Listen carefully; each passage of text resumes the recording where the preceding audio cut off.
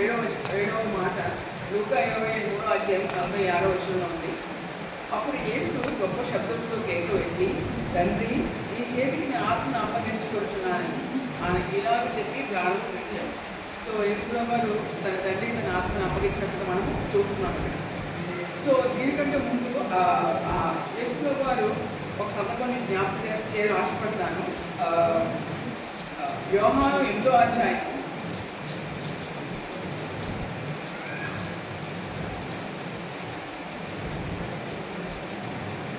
21-22 చూస్తున్నామండి. ఏమిటంటే, మళ్ళెప్పుడు ఆయన నేను వెళ్ళిపోతున్నాను, మీరు నన్ను వెతుకుతూ కానీ మీ పాపంలో ఏమిటి చనిపోదురు, నేను వెళ్ళే చోటుకి మీరు రాలేదని వారితో చెప్పారు. అక్కడ యూదులతో ఆయన చెప్తున్నారు, నేను వెళ్తున్నాను, నేను వెళ్ళే చోటుకి మీరు రాలేదని వాళ్ళతో చెప్తున్నారన్నమాట. అందుకు యూదులు, నేను వెళ్ళే చోటుకి మీరు రాలేదని ఇలా చెప్తున్నారే, తను వెళ్ళి చంపుకోను అని చెప్పుకొని చూడండి. సో వాళ్ళు ఎంత ఎంత మైండ్ అనుకోవాలో లేకపోతే ఉద్యోగ అనుకోవాలో తెలియదు, కానీ ఎలా ఆయన చెప్పేసుకుంటారు ఏంటి అని చెప్పి వాళ్ళు అనుకుంటా ఉన్నారు. అప్పుడు ఆయన, మీరు క్రింది వారు, నేను పైనుండి వాడను, మీరు ఈ లోక సంబంధులు, నేను ఈ లోక సంబంధులను కాను. యేసుప్రభువు ఎంత క్లారిటీగా చెప్పారు చూడండి. ఏమన్నారు? మీరు క్రింది వారు, నేను పైనుండి వాడను, మీరు ఈ లోక సంబంధులు, నేను ఈ లోక సంబంధులను కాను.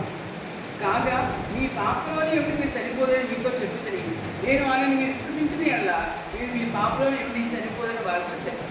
సో ఏం చెప్తే యేసుప్రభువు, నేను పైనుంచి వచ్చారని చెప్పి మీరు విశ్వసిస్తే మంచిది, ఒకరు విశ్వసించకపోతే మీ పాపంలోనే మీరు చనిపోతారని ఆయనతో వాళ్ళతో చెప్పినప్పుడు వాళ్ళు ఏమంటారంటే, కాబట్టి వారు నీవెవరివని ఆయన అడుగగా యేసు వారితో, మొదటి నుండి నేను మీతో ఎవరైనా చెప్పుకుంటున్నో వాడని. సో ఆ యేసుతో నేను పైనుంచి వచ్చాను, నేను తండ్రి నుంచి వచ్చాను, ఈ లోక సంబంధం కాదు, మీరు ఈ లోక సంబంధంగా ఉంటున్నారు అని చెప్పి ఎంత క్లియర్గా చెప్పినా కూడా వాళ్ళకి ఏమి కూడా వాళ్ళకి అర్థం కాదు. క్రికెట్ 26 వచ్చినప్పుడు మీ గురించి చెప్పినప్పుడు కీర్తించుకుని నాకు చాలా సంగతులు కలవు, కానీ నన్ను పంపిన వాడు సత్యవంతుడు, నేను ఆయన పెద్ద వినిన సంగతి నేను లోకంలో చెప్పి బోధించున్నానని చెప్పాడు. సో ఒక మనిషికి ఏదైనా ఒక పర్సన్కి కీర్తించాలంటే దేవునికి చాలా చాలా ఈజీ. ఎందుకంటే హృదయ రహస్యం కూడా ఆయనకు తెలుసు. ఒక మనిషి తలంపు ద్వారానే, క్రియ ద్వారానే, మాట ద్వారానే ఏ పొరపాటు చేసినా దేవుడికి తెలుస్తుందా తెలియదు, తెలుస్తుంది కదా. కీర్తించడం అంటే ఎంతలోకండి.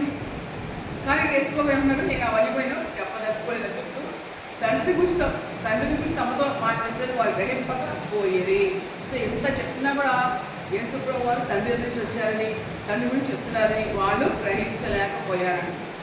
ఎప్పటికి కూడా ఎంతమందితో మనం నిజంగా యేసుప్రభువు నిజమైన దేవుడిని కానీ, లేదంటే ఆయన రక్షణ ఉందని కానీ, యేసుప్రభువు నేనే మార్గము సత్యము చెప్పాలని కానీ చెప్తా ఉంటుంటే చాలామంది ఇంకా గ్రహించడానికి మనసు లేకుండానే ఉన్నారు. కాబట్టి మనం ముందు జాగ్రత్త పడాలి. కాబట్టి పిలువబడిన వారు అనేకులు, ఏర్పరచబడిన వారు కొందరే. కాబట్టి నరకపు ద్వారంలో ఉందండి విశాలం, కానీ పరమపు మార్గము చిన్నది. కాబట్టి యేసుప్రభువులో ఉండాలి.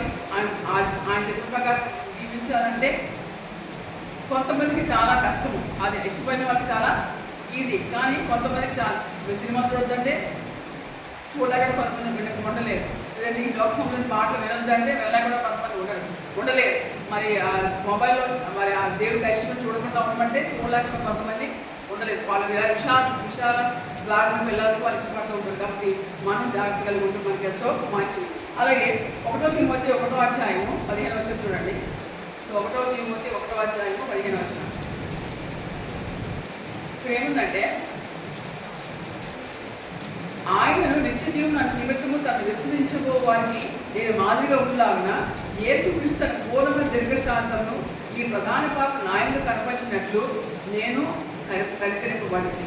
కాబట్టి ఇక్కడ బాగుగా చెప్తున్నారు ఏమని, సో నేను ప్రధాన పాత్ర అయినప్పుడు కూడా నేను కనికరించబడ్డాను. అక్కడ సౌలు గారే కాదు, మనం కూడా పాపలమే, కానీ మనం కూడా ఆయనలాగానే కనికరించబడ్డాం. కాబట్టి మన ఈ లోకంలో యేసుక్రీస్తు బిడ్డలను మనం చెప్పడానికి. అలాగే 15వ వచనం చూడండి.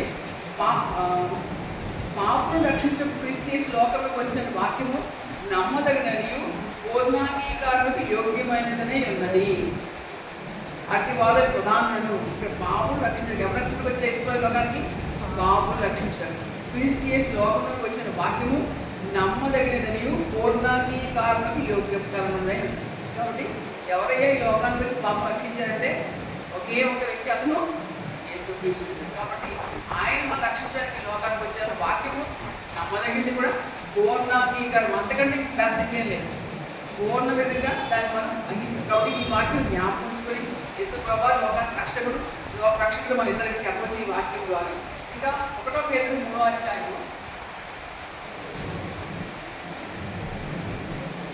22వ వచనమండి. ఇప్పుడు ఏముందంటే, ఆయన పరలోకములకు వెళ్ళి దూతల మీదను అధికారుల మీదను శక్తుల మీదను అధికారం పొందిన వాడే దేవుని కుడిపార్శ్వమున ఉన్నాడు. సో యేసుప్రభువు తన లోకానికి వచ్చి అన్ని కూడా ముగించుకుని ఈజ్ ఆల్ పవర్ఫుల్. ప్రతి ఒక్క మీద ఆయన శక్తి ఉంది, ప్రతి ఒక్క మీద ఆయన కూడా అధికారం ఉంది. ఎందుకంటే అధికారం వచ్చింది ఆయనకి? అన్ని విషయాలు తండ్రికి లోపడ్డాడు కాబట్టి. ఇప్పుడు మనం కూడా అన్ని విషయాలు యేసుప్రభువు లోపల జీవిస్తే కనుక మనకు దేవుడు ఈ పాపం మీద అధికారం ఇస్తాడు. పాపం దాసులుగా కూడా దేవుదాసులు మనం ఉంటాము. ప్రతి దానికి కూడా అనారోగ్యం చేయిస్తాము, దరిద్రత చేయిస్తాము, మరి లోపల అవమానం చేయిస్తాము. సో ఆయన మన అధికారులుగా నాయకులుగా ఆయన నామకు మహిపించేట్టుగా ఆయన మనం ఇస్తాడు. కాబట్టి మనము యేసుక్రీస్తు వారి జయం పొందుకుంటాం. నేను నా జీవితంలో చాలా ఎక్స్పీరియన్స్ చేశాను. చాలా విషయాలు ఆయన యొక్క గొప్ప ఆ కార్యం నేను అనుభవించాను. అది అనుభవించే వారికి బాగా అర్థమవుతుంది. అలాగే దశలోనిక 1 Thessalonians chapter 8, chapter 5, 1 Thessalonians chapter 5. So 8 నుంచి 11 చూద్దామండి.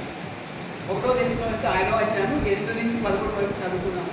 ఇప్పుడు ఏముందంటే, మనం పగటివారమై ఉన్నాము కనుక మత్తులమై ఉండగా విశ్వాస ప్రేమల కవచమును లక్ష్య నిరీక్షణ చేస్తాను ధరించుకుందాము. కాబట్టి ఇందాక మనం చూసాం కదా, వేసుకోవాలన్నారు నేను పైన వాడు మీరు కింద వాడు చెప్పారు కదా.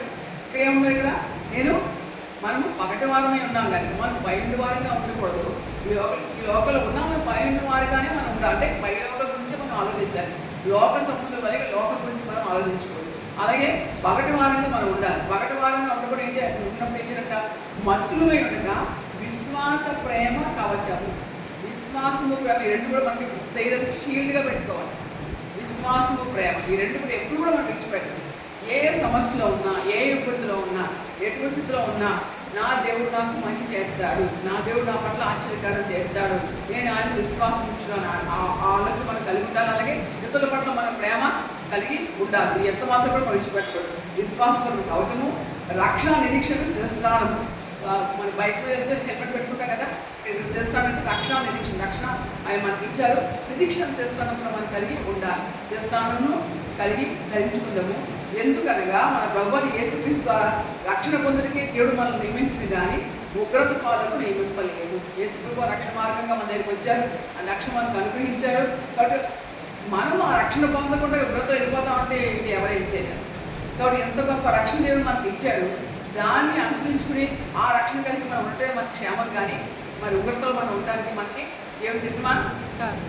కాబట్టి మనుషులు తన బుద్ధిని బట్టి వెళ్ళిపోతున్నాడు. కానీ యేసుప్రభువుని అంత రక్షించడానికి లోకానికి వచ్చేటువంటి ప్రాణం పెట్టాడు. కానీ మరి చాలామంది దాన్ని తిరస్కరించి నిర్లక్ష్యం పెట్టుకొని మన వాక్యం చదివితే మనకు అర్థమవుతుంది.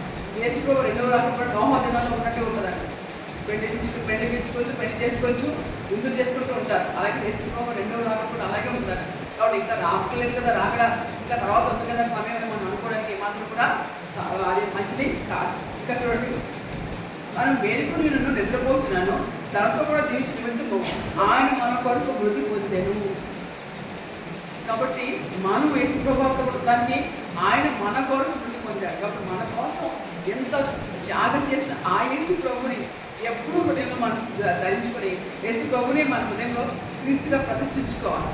యేసు ప్రభుని మన హృదయంలో యేసు క్రీస్తుగా ప్రతిష్ఠించుకుని ఆ ప్రకారం మనం మనకి మంచిది. ఇంకా కాబట్టి విడుపు చేయించినట్లుగా ఒకరినొకరు ఆదరించి ఒకరికొకరు క్షేమావళి కలగ చేయండి. మనం ఏం చేయాలి? యేసుప్రభు లోపల ఉన్నారా లేదా? ఉన్నారా లేదా?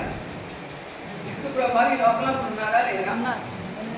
సో పరిశుద్ధాత్మ రూపంలో మనకి ఆయన అనుభవించవచ్చు. పరిశుద్ధాత్మ సహాయం మనం తీసుకోవచ్చు. కాబట్టి మీకు సమస్య వచ్చినప్పుడు పరిశుద్ధాత్మ దేవ నాకు సహాయం చేయండి, ఆ టైంలో మీకు కావాల్సిన హెల్ప్ మీరు తప్పగా పొందుతారు. చూడు ఇక్కడ వాక్యం 11 వచ్చినాం. కాబట్టి విడుపు చేసినట్లుగా ఒకరినొకరు ఆదరించి. కాబట్టి మనం మీది ఒక ఫ్యామిలీలో కానీ ఒక పర్టికులర్ గ్రూప్ ఆఫ్ పీపుల్ కానీ కొంతమంది నిజాయితీగా నీతిగా భయభక్తిగా ఉంటారు. అదే గ్రూప్లో అదే పనిలో కొంతమంది భక్తిగా అక్కగా ఉండకుండా ఉంటారు. కాబట్టి మనం అలా భక్తి లేని వాళ్ళని భక్తిగా ఉన్నవారు మనం తప్పుగా చూడటం కాదు, కానీ ఏం చేయాలన్నమాట వారి పట్ల కూడా మనం ఆదరించాలి.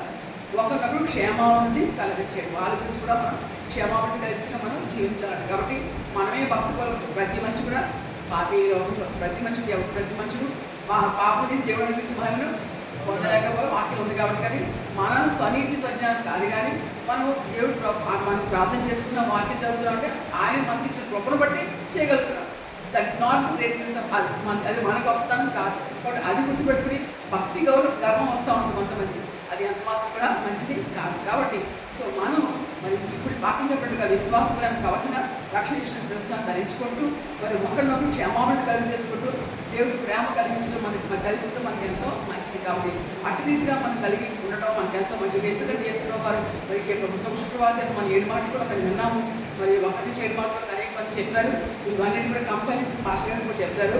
కాబట్టి ఈ 7 మాటలు ఏదో మనం శుక్రవారం విని మర్చిపోవటం కాదు, కానీ ఈ మాటలు మనం జ్ఞాపకం చేసుకుని దాన్ని మననం చేసుకుని దానికి అనుభవ జీవితంలో మనం ఎప్పుడు కూడా మర్చిపోకుండా నా ఏసై ఇస్లోపై ఈ 7 మాటలు పలికారు కదా, ఆ ఏసై ఆ 7 మాటల ద్వారా ఇచ్చిన సందేశాన్ని నేను మరలా నా జీవితంలో ఆ నిజంతో కన్సల్ట్ చేయిస్తాను అని నన్ను ఇచ్చే ప్రతి ఒక్కరు కూడా తీసుకొని ముందుకెళ్తమే మంచిది. అటువంటి దేవుడు మనకు దయచేయక